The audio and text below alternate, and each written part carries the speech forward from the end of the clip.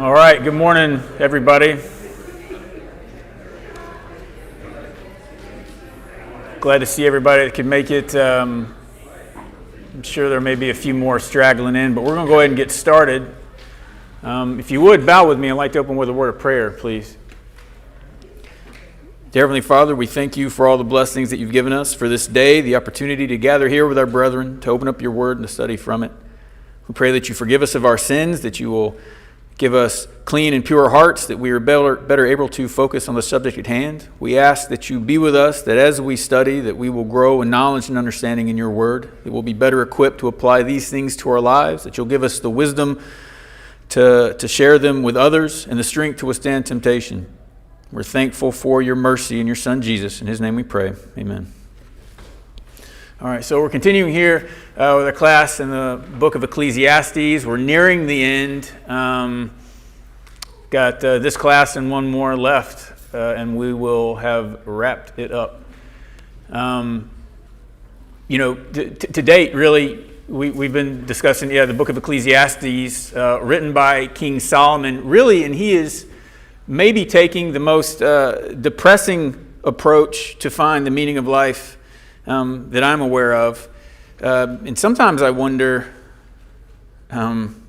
if someone is really struggling with like intense depression, will this book help push them over the edge, or will it resonate with them and kind of help them through to understand? I guess I don't know the answer to that. However, the way the theme of this book and kind of the tone of this book's always appealed to me. I kind of like it, and it's one of the things that draws me into it. I don't know if I'm the only one or not, but he does take us from a place of this very kind of bleak vision of existence, where it's futile and empty, without God, without any consideration of spiritual things, and he takes us to a place of spiritual things where we find purpose in God, in service to God.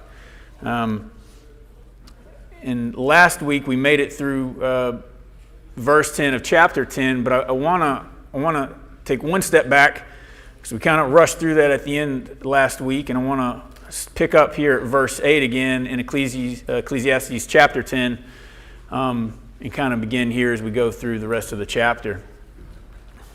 I will read verses 8 through 10 of chapter 10. So Solomon writes, "He that diggeth a pit shall fall into it, and whoso breaketh a hedge, a serpent shall bite him. Whoso removeth stones shall be hurt therewith, and he that cleaveth wood shall be endangered thereby. If the iron be blunt, and he do not whet the edge, then must he put more strength, but wisdom is profitable to direct."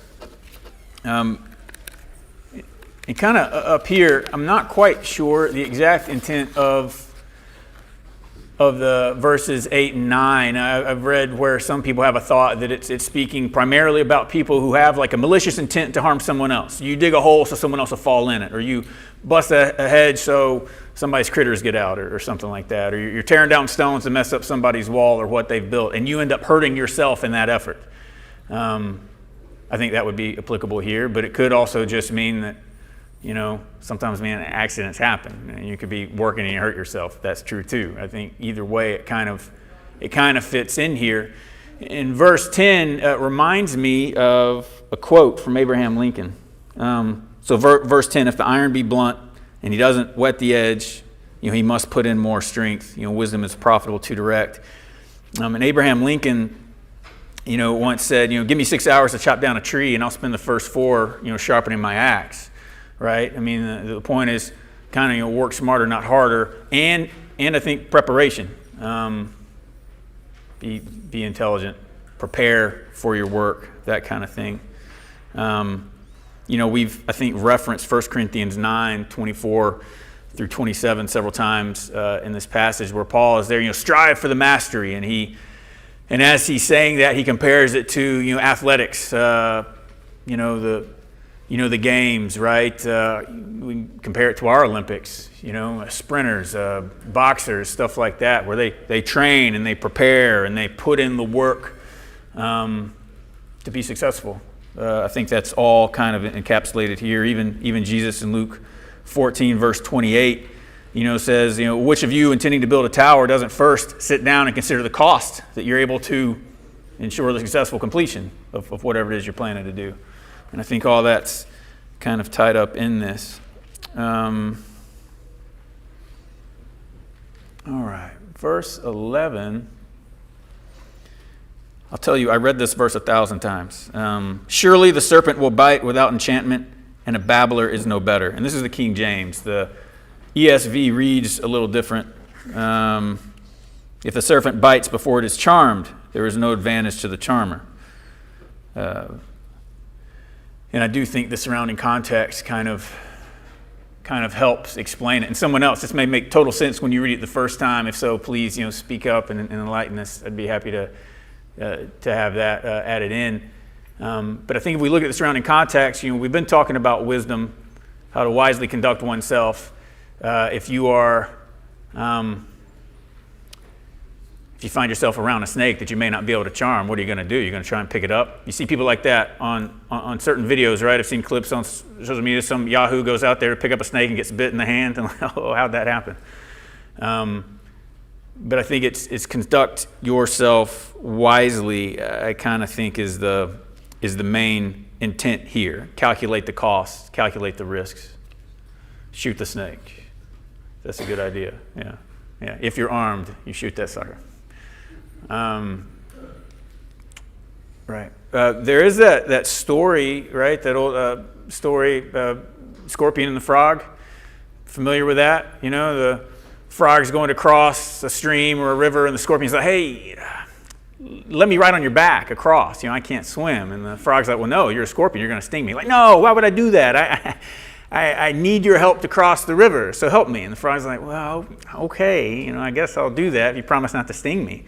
And so he lets the scorpion on his back, and as the frog is crossing the river about halfway through, the scorpion stings him. And the frog's like, oh, why'd you do that? He gets paralyzed. They start to drown. As they're drowning, like, why'd you do it? He goes, hey, man, you knew what I was. I'm a scorpion. That's what I do. And the thing is, be cautious about what you surround yourselves with. If you know something is dangerous, don't be a fool and let the scorpion ride on your back. Scorpions sting you. Snakes are going to bite you. That's how I take this passage. Anyone else have anything else they want to add to that? Anything I've missed or totally got wrong there? Ecclesiastes, like Proverbs, a lot is trying to direct us toward wisdom. Let's read verses 12 through 19.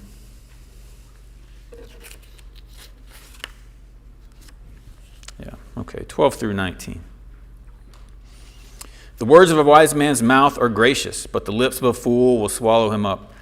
The beginning of words of his mouth is foolishness, and the end of his talk is mischievous madness. A fool also is full of words. A man cannot tell what shall be, and what shall be after him, who can tell him? The labor of the foolish wearieth every one of them, because he knoweth not how to go to the city. Woe to thee, O land, when thy king is a child, and thy princes eat in the morning. Blessed art thou, O land, when thy king is the son of nobles, and thy princes eat in due season for strength, and not for drunkenness. By much slothfulness the building decayeth, and through idleness of the hands the house droppeth through. A feast is made for laughter, and the wine maketh merry, but money answereth all things. There's actually a lot in here, I think. The foolish part, I spent a little bit of time reading through Proverbs this morning. You've got like Proverbs 17:28. Even a fool, when he holdeth his peace, is counted as wise, and he that shutteth his lips is esteemed as a man of understanding. And this is a concept we've talked about before, that Ecclesiastes has gone about before too, like how a fool is known by as many words. If we can just stay quiet sometimes, we will be mistaken as smarter and wiser than what we maybe are. And that in itself is a wise concept. Now in verse 15, I think it was 15. He knoweth not how to go into the city. I like these phrases, these kind of idioms. what does that mean? Sometimes you read through commentaries and it's like they take a very literal, well, city means this, and no, blah, blah, blah. And I think it's just an idiom. I think sometimes you can't make it make perfect sense. It's just the fool doesn't know how to conduct himself, I think is more or less just the idea there. And have you ever been around someone who is just, either foolish or, I think it's all right to joke around sometimes, but if someone does it constantly and forcefully and obnoxiously, it can almost be exhausting. It's like, man, we use that term, read the room. I think it's still kind of the same thing here. A fool doesn't know how to act, and it becomes obvious to everyone around him. Now, verse 16 and 17, I didn't put up there, but I do think they are important to address. So, it talks about, it's woe to thee, O land, when the king is a child, when your princes eat in the morning. Blessed are you, O land, when thy king is the son of nobles, and thy princes eat in due season. This idea of leadership will come up here again in just a couple of verses, and we'll get to that in a moment. But Proverbs kind of speaks on this too. Proverbs 14:34, righteousness exalts a nation, but sin is a reproach to any people. And then Proverbs 29, verse 2, when the righteous are in authority, the people rejoice, but when the wicked beareth rule, the people mourn.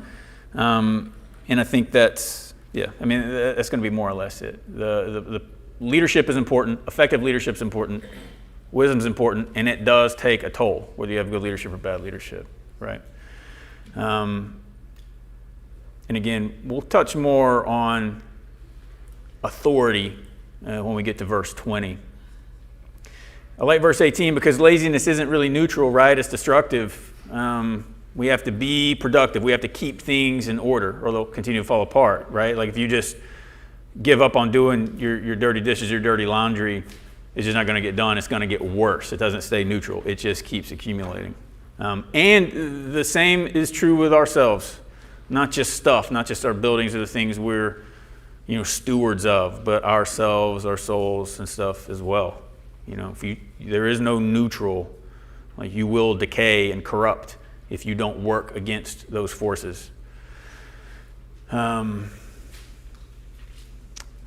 verse 19, I had a football coach in the 8th grade who would say, talk is cheap, money buys land.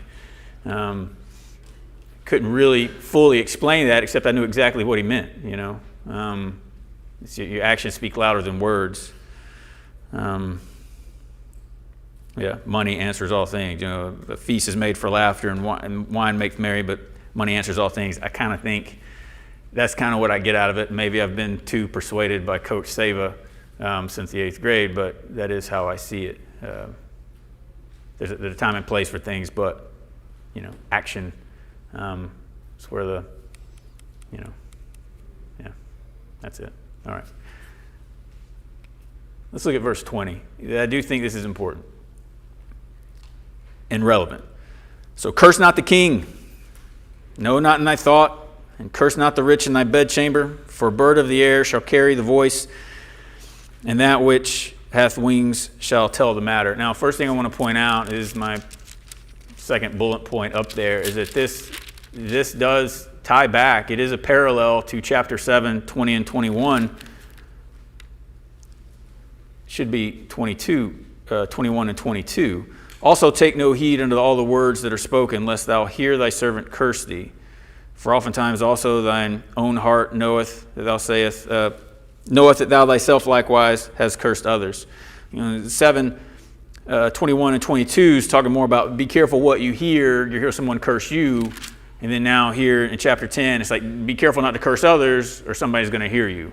That's kind of the parallel there. So again, Ecclesiastes is written, even though it may seem kind of chaotic and frantic at times, it is a very structured book, and these parallels are intentional. But curse not the king is important. I think back to David and Saul. Does anybody remember when Saul died, how David reacted or what the events were of that? Does anybody remember? that. Well, it's in 2 Samuel. But, if you remember, David had been mortally wounded. He had asked one of his, sword bearers to run him through so that he wouldn't be, captured by the Philistines and further tortured or whatever, shamed. Anyways, Saul dies. And David is kind of victorious. Now he's the undisputed king of Israel. And someone comes, and I don't even think it's the actual person who had anything to do with Saul's death, but he comes to David wanting to get that notoriety from David. He's thinking he's going to get some kind of gift. Like, hey, David, guess what? I'm the one who killed Saul for you. Now that you can be king, your enemy's kind of done. Now you're in charge. And David's reaction wasn't one like, whoo, that's awesome. He said, whoa, how on earth could you dare to raise a hand against God's anointed? And he had the man executed. And I've always appreciated that kind of thought, even though David was selected by God to take Saul's place, even though Saul had kind of fallen from grace, so to speak, and had pursued David to kill him. David wasn't about that. He respected how God had set things up. So we have Peter here, 1 Peter 2:17, show respect for all people, love the brotherhood, fear God, honor the king. We have that, but also Romans 13, 1 through 7. I feel like that's worth reading. Let every soul be subject unto the higher powers, for there is no power but of God. The powers that be are ordained of God. Whosoever therefore resists the power, resists the ordinance of God, and they that resist shall receive themselves damnation. For rulers are not a terror to good works, but to the evil. Wilt thou not then be afraid of the power? Do that which is good, and thou shalt have praise of the same. For he is the minister of God to thee for good, but if thou do that which is evil, be afraid, for he beareth not the sword in vain. For he is the minister of God, and a revenger to execute wrath upon them that do evil. Wherefore you must needs be subject, not only for wrath, but also for conscience sake.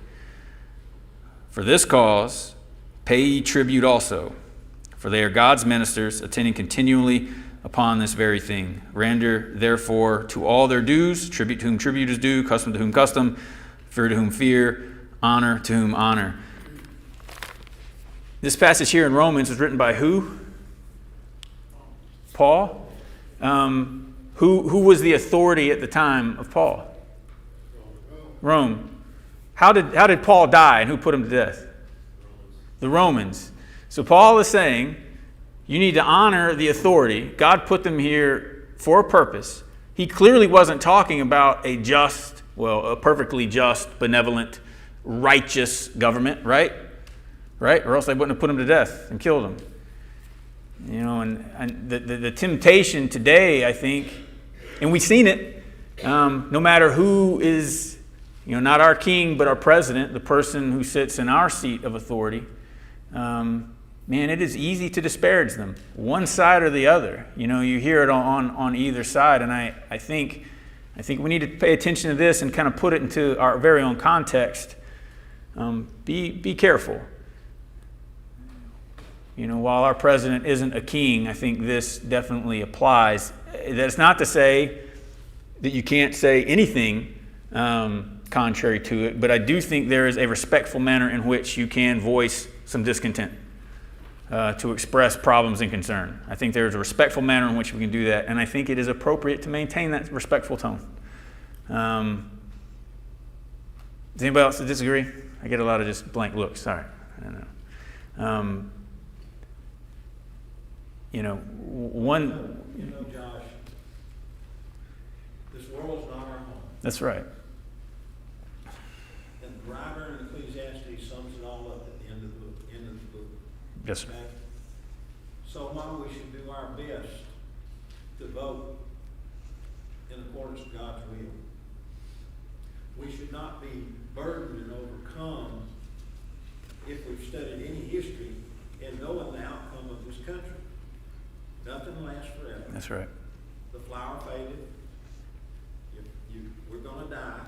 We're not built to last forever. So if we get all concerned with this country and the politics of it and the direction it's headed, do we love the world more than we love God? Exactly. And I think, you've kind of summed up the tone and theme of this entire book. Really, it's like, where is our focus? Bad things are going to happen. I don't think it means that we can't acknowledge the bad things or even feel bad when bad things happen. It's like, but this shouldn't be our focus. And if you sit in a dark room and only think about bad things, well, that's going to be your life's perspective, But if you get out and say, no, there's more to it beyond this, and ultimately for Christians, it's the hereafter. It's the spiritual existence, the spiritual life that means even more. If we can put our focus on that, that kind of helps pull us out of that darkness. Not to say it's going to be easy, but it can happen, and I think that's what we ought to do. But I think that's exactly right. In Paul's day, they didn't have the ability to vote for their leaders. That was probably an absurd idea. I mean, I guess the Greeks voted for representatives, and at a time Rome did as well, representatives, but they weren't voting for their emperor. That's just the way it is, and you had to deal with it. And really, once our vote is done and the ballots are cast, there's nothing else we can do about it either. You may as well just get along with it. Yes, ma'am. The only thing is I wanted to add was that the beauty of this country is that we're all allowed to practice our religions, and not every country in history or even now is able to do that. That's exactly right. I'm very thankful for the blessings we have in this country where we do have the ability to often take it for granted just because I've always had it. But you look back through world history or other parts of the world today, they do not have such freedoms. There was a clip going around a couple of years ago, I think probably before COVID. I haven't seen it going around as much since then. But it was this TV show, I think it was Jeff Daniels. I can't remember their names.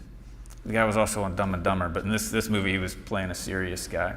He was on this panel of other journalists, and someone's like, why is America the best country? And two of the people were like, freedom, and everybody's cheering. And his character, again, this is for 2020, kind of gets angry and has this outburst like, America's not the only place with freedom. It's not the greatest country. All these other countries have freedom. Canada has freedom, Belgium, Australia, and kind of lists all these places going down the chain. And you're like, wow, it puts in perspective. America isn't just the bastion of freedom. All these other places do. But 2020 hits, and you realize we're really the only country that has like a freedom of speech. The only country that has freedom of assembly. I mean, forget about the Second Amendment. There's zero other countries, but I don't think there's any other countries that have freedom of speech. It's an incredible liberty we have here. And while everything is going well, your government allows you to be free is different than a place where people are supposedly free who decided to have a government. I don't want to get too far off, down a rabbit hole. I guess I'm headed that way. But we have incredible blessings here. These blessings may not last forever, like Mike was saying. Eventually, probably not.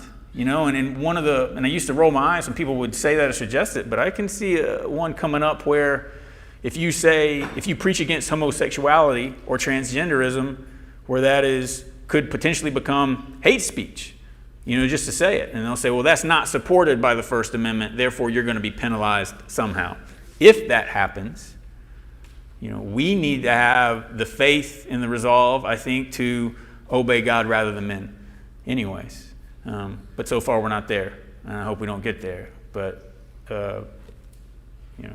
even if that happens, there's still a place of earthly authority that we have in our country. Again, I think it's okay to voice some concern. It's okay to voice even criticisms, but there's a respectful way in which to do it, and I think that's appropriate. Yes, sir. Without some kind of government, even America would be chaos. That's right.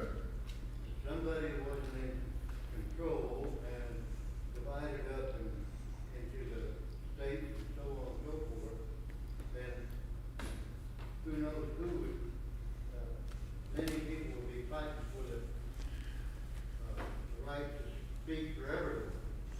Well, sure. Yeah, I mean, government serves an ultimate purpose. I kind of feel like anarchy can't last forever. It's almost like the forest fire that sets stage for new growth, and whether that growth is better or worse than what came before it, that's a different matter. But then you have places like, man, we really are chasing tangents. I'm sorry, I was going to say Somalia. They seem to be in a perpetual case of like anarchy. No bueno, that's no good. We are fortunate.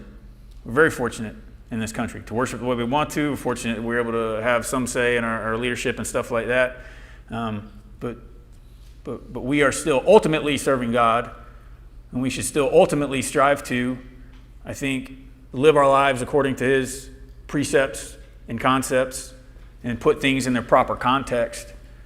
And that ultimately, God kind of has say over who rules the earth, either for better or worse, who can say his ultimate purposes at a given time. But we are where we are. There's only so much we can do, and really we're kind of, as we not these verses, but the next ones, we'll kind of get more into some of the things that we just can't really have control over. Sometimes things just happen, and you deal with it. But let's move on here into chapter 11, unless there was anything else on that. Okay. I like how usually I'm able to cover all the bases and there's nothing left to be said. So I feel like I'm doing pretty good. All right, let's dive off here into chapter 11.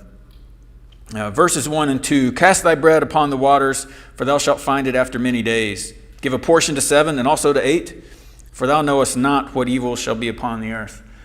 These are another couple of verses where I can't say I know exactly what these mean, exactly what they're getting to. So if there's any other thought or concept than what I present, please feel free to share it. You're probably right and I'm probably wrong, or they'll probably just add to the discussion either way, but definitely open to it. But here's how I kind of take it. And I was reading some commentaries on these, and I kind of don't agree with them, at least the ones I read. There was one I was read that cast the bread upon the waters. Well, bread means food, and so really we're thinking about grain, and so we're going like sowing the seeds. So if your field is covered with water, kind of flooded, you'd think, well, it's not good to plant your seeds there. Go ahead and plant them anyways. Go ahead and sow that grain seed, which will turn into bread. It'll sink down on the bottom and fertilize. And I don't think that's what it's talking about. I think it's an idiom. I just think it's an idiom. To me, I see benevolence here. I think it's like, don't worry about, this is my stuff. Am I going to get a return? Is someone going to pay me back? I think it's like kind of back that old term, bread. It's just money, sustenance, stuff like that. You help. You be benevolent. You just cast it out. You throw your bread in the water, it's probably gone. Don't worry about it. You'll get paid back sooner or later, some kind of way. If not directly from whoever you help, or some other fountain or something like that, it'll come back to you. I think be good. God wants us to give without promise of return, and not to worry about it. That ultimately, overall, you'll be taken care of too. That's kind of how I take verse 1 there. And also the word cast, just to add to my disagreement with the commentary, the Hebrew word cast isn't the same for sow. Those are different words, so it's not the same as sowing a seed. I think that bread is different than grain too. Yeah. Think about the way bread reacts with water. It just Same. It's puffy and it disintegrates. Like Yeah. I would not throw bread in water and ever expect anything to come of that. Right, except maybe a fish or a duck to eat it. Right. And then when I was a kid, I'd probably celebrate that or try to catch it, but I never could. But I totally agree with you. I read the commentary. I'm like, I think you're trying too hard to find some literal interpretation. And I think it's more or less an idiom. And then verse 2,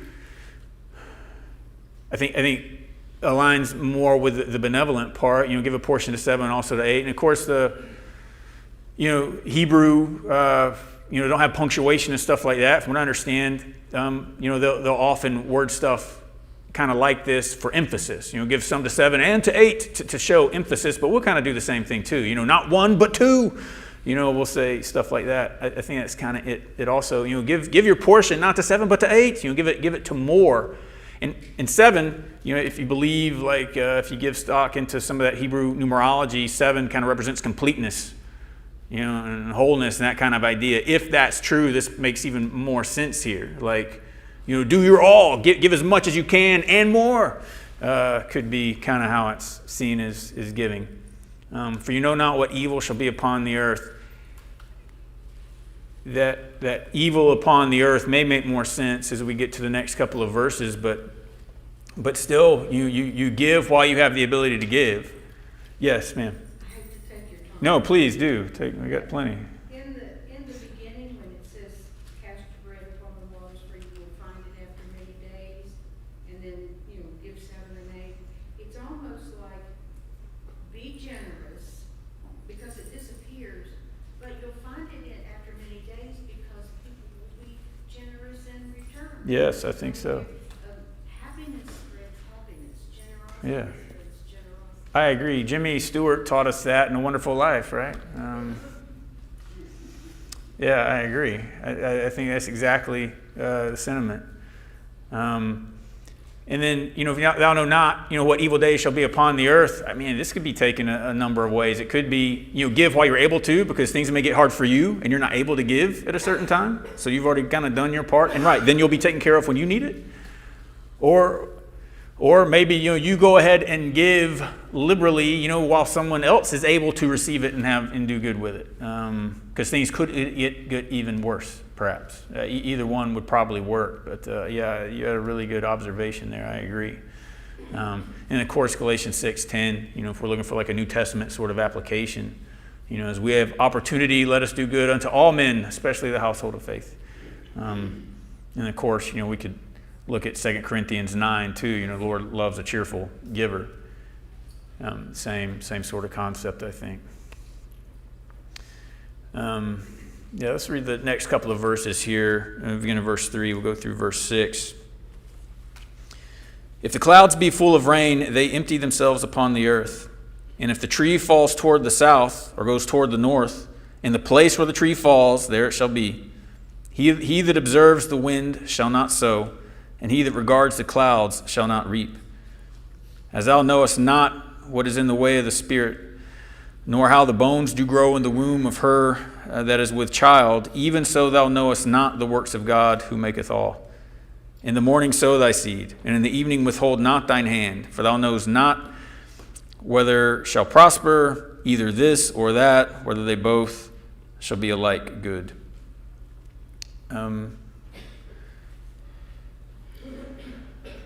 I've got way more notes than what's up there on the board. And we'll see here. Cause and effect, I do think is part of verse 3, but really and truly, if we kind of take it in the context of the preceding verses, it's more about, you don't know what's coming. Like all this stuff can happen. Natural disasters, these terrible effects, and then whatever happens is just going to be the way it is. You're going to have to deal with it. So I think work when you have the opportunity to work, help when you have the opportunity to help. You don't know what's around the corner. And eventually calamity's coming, we just got done with a pandemic. The one before that was like about 100 years before, so the next one could be another 100 years or 200 years, or it could be 2 years. You don't know. So work, prepare, and stay with it. Verse 4 on the surface, I would say, if you want to reap, you got to work. And there are, of course, passages that support that idea, right? 2 Thessalonians 3:10, if a man does not work, neither shall he eat. It's an important passage. My dad drove that into me when I was in a high chair. I still remember feeling guilty for my meals as a toddler.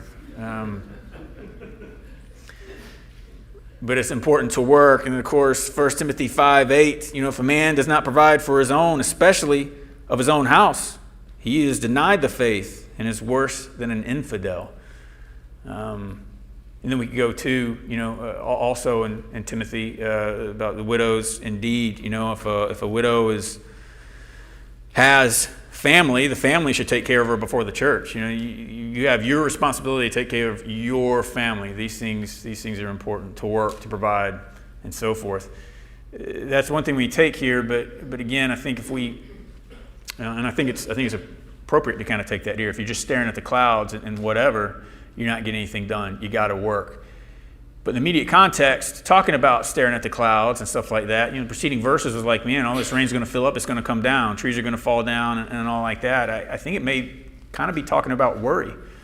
If you sit around and worry about the signs or what may happen or what, and not to disparage, climate change or natural disasters or anything like that, that's not my intention. It's just if you only worry about that so much to where now you are inactive or petrified from doing anything, then you're doing nothing. I think that's kind of the point. You still have to operate. You still have to work and produce. Don't get so caught up in this stuff or so worried or so disparaged that you quit taking care of what you got to take care of. That's kind of it. Verse 5, I want to come back to maybe in a minute. I think there's some obvious things we could talk about there that are important in our life, but that kind of touches on the mysteries of life. You know not what is the way of the Spirit, or how the bones grow in the womb of her that is with child. Even so you do not know the works of God who made all. And I don't even just mean, life is a mystery or the things in life, or who knows how things are going to turn out, but like the spark of life, where'd that come from, how that happened, I think we can see the difference between something that's alive and something that's dead, but what is it actually that does that? What is it actually that is? It is a difficult kind of thing that no one really has the answer for. And same with verse 6 here. We can look at it by itself, or we can put it in the context of the rest of it. In the morning, sow your seed, do your work. In the evening, withhold not your hand, because you don't know. You don't know if it's going to prosper. You don't know what's going to happen. You don't know if it's going to be good or it's going to be bad. That's just kind of the way things are. But work, do your part anyways. And we've kind of already addressed that with verse 4 and the verses before it. And worry can be a consuming thing, right? It can still be a deal. So,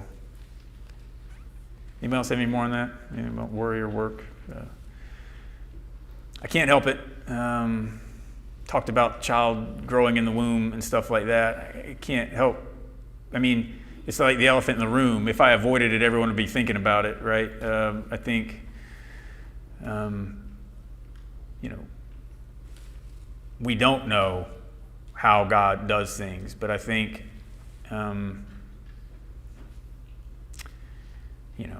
abortion is clearly a problem across the world. I know sometimes you can accidentally take a life while trying to save another life. That's fair. That happens. That's just an unfortunate thing that happens in a lot of things. There was an old movie, Sergeant York. Anybody remember that old black and white movie, World War I, based on a real life American hero? If you haven't seen the movie, or if you did, if you remember, Sergeant Alvin York was a guy who lived on the Tennessee-Kentucky border. Had a pretty rough upbringing. But somewhere before World War I began, he kind of had a come to Jesus moment. He kind of put off his drinking and stuff like that, and devoted himself to service of the Lord as best he can. I couldn't tell you what flavor of Christianity it was, but he took it seriously. He was also known as a very good marksman.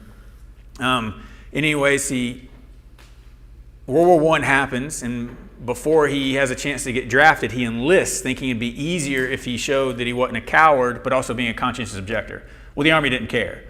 So your objection's duly noted. Here's a rifle. You go kill some Germans. And he goes out there, and he is credited. I don't remember the numbers. I should have looked it up beforehand. But he single-handedly killed, I forget how many Germans. It was a lot. And then single-handedly captured a lot more. A lot. Incredible story. It's actually a really good movie. But a true story. And at the end of it, some of his commanders come up to him. They're talking to him about the battle. And they were like, man, you were a conscientious objector. How could you kill all these people? And I like the movie because, the actor looked, Gary Cooper, he looked kind of embarrassed And Hurley, he didn't really want to talk about it. I thought he did a good job, but he was like, well, the Germans were killing all of my friends, and I thought really the only way to stop the killing was to take out those machine guns. And he only killed who he had to kill or whatever and captured the rest, but it is an interesting kind of dynamic, you know, when's the just time to kill, when isn't it? And then if I do think your intention means a lot. If you're trying to take a life and accidentally take another, or in the course of saving more lives have to take one or two, there is a difference there. And I think the same with life in the womb. If having to care for, save the life of the mother kills the child, I don't think that's what we're talking about. I don't think that is like the dilemma. You know, well, no, the mother should, you know, we should leave it up to God, so to speak, and let the mother die and then see if the baby. I don't think that should be part of the discussion, at least in my opinion. But life is precious. Life is something true. And then, you know, we know from science that, you know, it gets, you know, we talk about it being basically, you know, part of the mother's body, if I'm understanding some of the defenses of it correctly, but, you know, it has its own unique set of chromosomes, its own unique strand of DNA. It is not the mother's body. It's its own unique individual body, and it should be cared for. It is a life. I don't know what else you'd call it. And if there's any, you know, confusion about which way the Bible puts it, I mean, we do have several verses that I think kind of go along with this. You know, before I formed thee, should be another E in there. Before I formed thee in the belly, I knew thee, and before thou camest forth out of the womb, I sanctified thee. It's talking about Jeremiah. And then, you know, in Psalm, I am fearfully and wonderfully made. I have heard that there are some Jews today who think life doesn't begin until birth, not at conception. But I don't think that's a biblical concept, even if that is true. And I couldn't tell you if that's true or not. It's not a biblical concept. I think the Bible's pretty clear on like what life is and stuff like that. You know, I think going back to Romans 13, you know, the governments and some of the reasons they're here, we have laws about protecting lives, right? About protecting children's lives or elderly lives or any life. And I think that's appropriate. Protecting the most innocent and helpless life, I think, would be appropriate as well. I know that's a really touchy subject. And I know even with some people in the church, there are different views on it. But as I read it, it's just a human life. It's a human life, and it's valuable and precious. Anybody want to throw rocks at me or disagree? I mean, you're more than welcome to. I don't know everything, but this is definitely how when I read the scriptures, Old and New Testament, this is what I come away with. Yeah. All right. We're about out of time.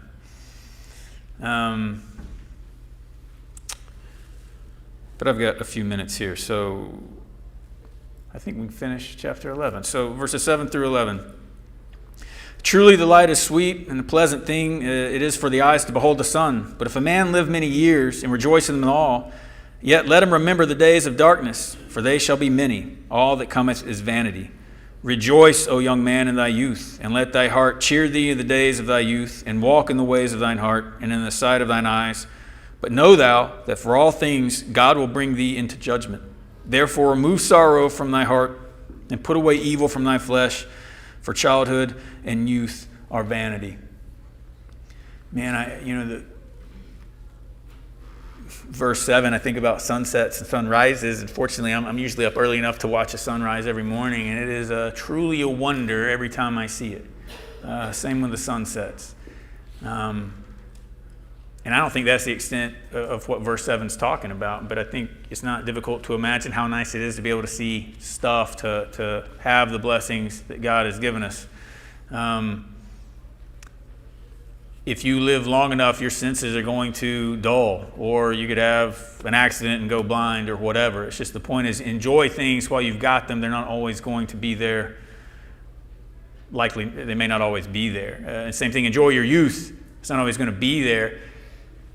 But like old age, because it says even that's vanity, childhood and youth, enjoy that, but, pay attention, you're going to be judged for it. But then also the preceding verses, it's not going to last forever. It's vanity. And if we remember, the Hebrew word for vanity is habel. It means vapor or breath. They're very short. You can't grab onto them long, and that's this life. And so we got to put things in that context that nothing will last forever. You're going to have good moments for a moment, enjoy your youth, you're strong and you're vibrant, and then all of a sudden, if you live long enough, things are going to start falling apart. And it's going to be the opposite. It may be pretty tough to endure. That's also not going to last forever. It's what's coming next. And then next week, we're going to get to the ultimate conclusion in chapter 12. All right, that's all I got. I think we're done.